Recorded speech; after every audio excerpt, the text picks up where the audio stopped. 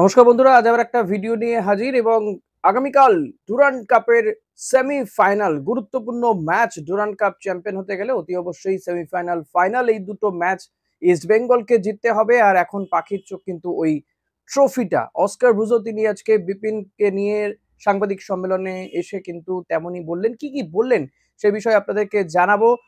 হামিদ রশিদের আপডেটও কি পাচ্ছি সেটাও জানাবো অতি অবশ্যই। সমস্ত কিছু নিয়ে আমার আজকের এই ভিডিও, তাই ভিডিও শুরু থেকে শেষ পর্যন্ত দেখবেন। ভিডিওটা ভালো লাগলে লাইক কমেন্ট শেয়ার করবেন, যেমনটা আপনারা করে থাকেন। প্রচুর প্রচুর কমেন্ট পাই, তার জন্য থ্যাংক ইউ। আগাম দিয়ে রাখলাম, সাবস্ক্রাইব করে নেবেন যদি আপনি আমার চ্যানেলে নতুন হয়ে থাকেন। তো প্রথমেই আসা যাক, অস্কার ঠিক কি বললেন। অস্কার আত্মবিশ্বাসী ডার্বি জয়ের পরে, তবে হ্যাঁ এটা তাদের মাথায় রয়েছে যে ডার্বি জয়ের পরের ম্যাচটা অত্যন্ত গুরুত্বপূর্ণ হয়। কারণ অতীত বলে যে ডার্বি জেতার পরের ম্যাচটা, যে টিম ডার্বি জেতে পরের ম্যাচটা সে হারে। যদিও এবার ক্যালকাটা লিগে বা সিএফএল এ কিন্তু ডার্বি জয়ের পরের ম্যাচটা ইস্ট বেঙ্গলই জিতেছিল, কারণ ডার্বি ইস্ট বেঙ্গল জিতেছিল, পরের ম্যাচটাও ইস্ট বেঙ্গলই জিতেছিল। আর সে ব্যাপারে কিন্তু অস্কার যথেষ্ট সতর্ক রয়েছে। আত্মতুষ্টির কোনো জায়গা নেই, সেটা তিনি জানিয়ে দিয়েছেন। পাশাপাশি তিনি বলছেন যে ডায়মন্ড হারবার এফসি তারা নতুন দল এবং এই দলটাকে তারা কিন্তু সমীহ করছেন। মোহনবাগানের কাছে হেরেছে ডায়মন্ড হারবার, কিন্তু জামশেদপুরের মতন টিমকে তারা হারিয়ে দিয়েছে ২-০ গোলে। ফলত মানে এমতাবস্থায় এই টিমটাকে সমীহ না করে উপায়ও নেই। ডার্ক হর্স এবারের এই ডুরান্ড কাপে বলা যেতে পারে ডায়মন্ড হারবার এফসি কলকাতার চতুর্থ শক্তি হিসেবে উঠে আসছে। একটা সময় ইউনাইটেড স্পোর্টস বা টালিগঞ্জ চট্টগ্রামী এরকম খেলতো। তো ডায়মন্ড হারবারে বিদেশিরাও রয়েছে, যদিও তাদের ক্লেটন সিলভা তিনি খেলতে পারবেন না আজটা, তবে লুকো মার্জিন রয়েছেন। এবং ইস্ট বেঙ্গলের দু একজন ফুটবলারও রয়েছেন যারা ইস্ট বেঙ্গল খেলে গিয়েছেন। জবি জাস্টিন তাদের মধ্যে অন্যতম। জবি জাস্টিন আইএসএল খেলার অভিজ্ঞতাও রয়েছে। তো এই ডায়মন্ড হারবার এফসি কে নিয়ে east Bengal coach Oscar Bruzon যেমন একটা প্ল্যানিং থাকছে, তেমন তার নিজের টিম নিয়েও একটা প্ল্যানিং রয়েছে। আজকে প্র্যাকটিস করবে এবং এই প্র্যাকটিস অত্যন্ত কুল ওয়েতে হবে, মানে হার্ড প্র্যাকটিস সেভাবে হবে না। হয়তো রণকৌশলটাই দেখে নেওয়া হবে, কি কিভাবে ঝালানো যেতে পারে, কাকে কিভাবে কি দায়িত্ব দেওয়া হতে পারে সেই বিষয়গুলো। কারণ ডার্বি জয় একটা মানসিক শারীরিক আহ, বিরাট প্রেশার গিয়েছে প্লেয়ারদের উপরে, সেই কারণে কিছুটা কুল প্র্যাকটিস হবে আজকে। আহ, অস্কার তেমনটাই ইঙ্গিত দিয়েছেন। আর এক্ষেত্রে আরেকটা বিষয় বলে রাখা দরকার যে অস্কার কিন্তু সতর্ক রয়েছেন। বিপিন যেমন সতর্ক রয়েছেন, অস্কারও তেমন সতর্ক রয়েছেন। এই মুহূর্তে অস্কার বলছেন যে হ্যাঁ, সেমিফাইনালে তারাই কিন্তু ফেভারিট হিসেবে নামবেন, ফলত তাদের দায়িত্ব অনেক বেশি।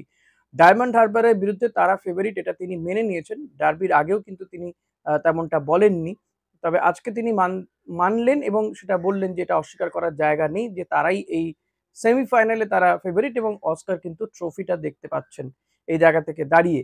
তো অস্কার তার গেম প্ল্যান সাজাচ্ছেন এবং উল্টো দিকের কোচ কিন্তু কিভু ভিকুনা, তিনিও যথেষ্ট ক্ষুরধার বুদ্ধিধারী কোচ।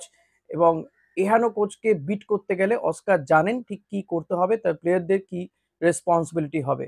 তবে অস্কার হামিদ এবং রশিদকে নিয়ে একটা ধোঁয়াশা বজায় রেখেছেন। ও হ্যাঁ, হামিদের আপডেট দেবো আপনাদেরকে। হামিদের চোট খুব একটা গুরুতর নয়, হ্যামস্ট্রিং এর চোট। তার যে এমআরআই করা হয়েছে তাতে বিরাট কিছু পাওয়া যায়নি। তাকে ডক্টর ৩ দিনের রেস্ট দিয়েছে। তবে আমার যেটা মনে হচ্ছে যে যেহেতু ৩ দিনের রেস্ট হচ্ছে না সেমিফাইনালের যেদিন ম্যাচ, আগামীকাল যে ম্যাচ, তো হামিদ সেমিফাইনালে থাকছে না, হয়তো রিজার্ভ বেঞ্চে থাকবে। যদি পরবর্তীতে কোনো কারণে হয়তো মিনিট ১০-১৫ খেলানো হতে পারে, কারণ সেক্ষেত্রে শুরুটা করবে দিয়ামান্তাকোস। এটাই আমার মনে হচ্ছে এবং অস্কারের ভাবগতিক দেখেও সেটা মনে হচ্ছে। যদিও অস্কার এটাকে ধোঁয়াশা রেখেছে, কারণ অপোনেন্টের জন্য এই ধোঁয়াশাটা তিনি রাখতে চেয়েছেন। রশিদ এখনো পর্যন্ত আসেননি, তবে তার আজকে চলে আসার কথা। যদি তিনি প্র্যাকটিসে যোগ না দেন, তাহলে একটা বিষয় যে তাকে কি অস্কার প্রথম একাদশে রাখবেন, কারণ তার একটা জেট ল্যাগ রয়েছে, এমনিতেই তিনি মানসিকভাবে বিপর্যস্ত।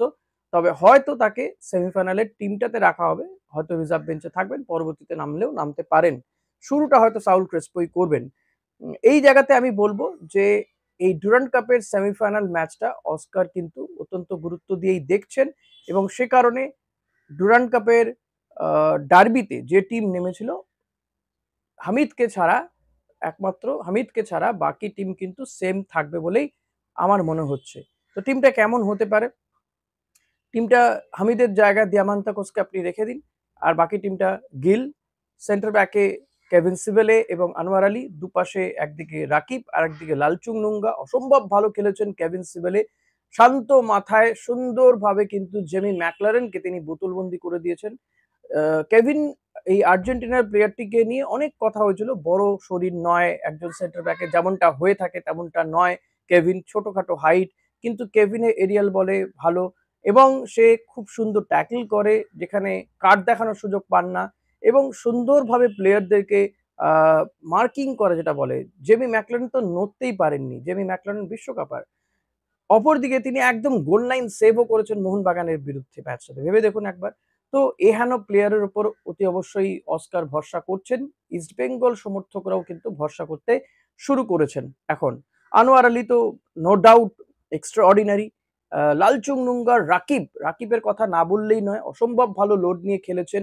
বোতলবন্দি যাকে বলে সেটাই করেছেন ক্লেটন সিলভাকে, ফলত তার উপরও রেসপন্সিবিলিটি থাকবে এক্ষেত্রে অতি অবশ্যই। তবে আমি বলবো ডায়মন্ড হারবারের ওই ডিফেন্ডারটিকে কিন্তু একটু নজর রাখতে হবে, কারণ আগের দিন দুটো গোল করে দিয়ে গেছে অচেনা ডিফেন্ডার, সে কিন্তু এসে গোল করে দিয়ে চলে যাচ্ছে। জবি জাস্টিন লম্বা থ্রো করতে পারেন, তার থ্রোটাকেও নজরে রাখতে হবে ইস্ট বেঙ্গলকে। এছাড়াও লুকা মার্জিন তিনিও সুযোগ সন্ধানী ফুটবলার, গোল করেছেন এই ডুরান্ডে। তো লুকা মার্জিনকেও কিন্তু আমার মনে হয় অস্কার স্পেশাল তার জন্য ট্রিটমেন্ট থাকবে। এবার যদি মাঝমাঠে আসা যায়, মাঝমাঠে সাউল ক্রেসপো, মিগুয়েল ফিগুয়েরো, দুপাশে বিপিন এবং এডমুন্ড লালডেন্ডিকা, একটু ওপরে হয়তো নাওরেম মহেশ, বা উল্টোটাও হতে পারে বিপিন এবং নাওরেম মহেশ একটু ওপরে এডমুন্ড খেললো এবং একেবারে লোন স্ট্রাইকার হিসেবে ডিয়ামান্তাকোস খেলবে। এমনটাই কিন্তু টিম হবে বলে আমার মনে হচ্ছে। গতদিন কিন্তু আমি টিম পুরোপুরি মিলিয়ে দিয়েছিলাম, তবে আজকে বলবো যে আমার যতটুকু যা মনে হচ্ছে যে হামিদকে রেস্টই দেওয়া হবে, কারণ এই ক্ষেত্রে অস্কার কোনো রিস্ক নিতে চাইছেন না। গতবার অনেক এই অসুস্থতা, চোট আঘাত দিয়ে প্রচুর ভুগতে হচ্ছে ইস্ট বেঙ্গলকে, সে কারণে এবার আর এই রিস্ক নেওয়া হচ্ছে না। ছোটখাটো চোট পেলেই প্লেয়ারদেরকে বসিয়ে দেওয়া হচ্ছে বা রিজার্ভ রেখে দিয়ে তাকে রিহ্যাব করিয়ে কন্ডিশনে নিয়ে আসা হচ্ছে। অস্কার তিনি বলছেন যে অনেক খারাপ সময় গিয়েছে, এবার ভালো সময় শুরু হচ্ছে, ভালো সময় শুরু হওয়ার পালা। অলরেডি বলবো যে ডার্বি জয়টা নিঃসন্দেহে একটা বড় ইঙ্গিত এক্ষেত্রে ইস্ট বেঙ্গলের জন্য, যে ভালো সময়। ডার্বি জয় এখনো রেশ কাটছে না সমর্থকদের মধ্যে, কারণ দীর্ঘদিন পরে একটা জয় পেয়েছে এটা ঠিকই, প্রায় ২ বছর পরে ডার্বি জয়। ফলত এখন ডার্বি জয়কে অতীত করে সামনের দিকে এগিয়ে যেতে হবে। অস্কারও সেটাই চাইছেন। সেমিফাইনাল ম্যাচ এবং ম্যাচ টু ম্যাচ তারা ভাবতে চাইছেন। সেমিফাইনাল ম্যাচ নিয়ে ডায়মন্ড হারবার এফসি কে নিয়ে তারা এই মুহূর্তে ভাবতে চাইছেন। এবার এক্ষেত্রে রশিদ খেলবেন কি খেলবেন না, তাকে অস্কার খেলাবেন কি খেলাবেন না, এটা it's depend on Oscar Bruzon. সোফার কিন্তু যখন আমি এই ভিডিও শুট করছি রশিদ এখনো আসেনি বলেই জানা যাচ্ছে। হামিদের কথা আপনাদের বললাম, বিষ্ণুকে হয়তো ফর আ চেঞ্জ খেলানো হতে পারে, বা এক্ষেত্রে অস্কার কোনো চমকও রাখতে পারে, কারণ বিষ্ণু ধীরে ধীরে কিন্তু সে কন্ডিশনে ফিরছে। তো এক্ষেত্রে কিছু কন্ডিশন মানে কিছু চমক অস্কার রাখবেন বলে আমার অ্যাজাম্পশন। আমি জানি না সেটা ভুলও হতে পারে, ঠিকও হতে পারে।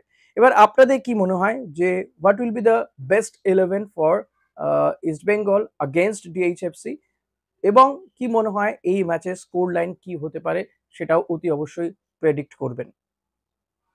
আজকের মতো ভিডিও এখানে শেষ করছি। ভিডিওটা ভালো লাগলে লাইক, কমেন্ট, শেয়ার করবেন ও হ্যাঁ, হাইপ দিয়ে দেবেন।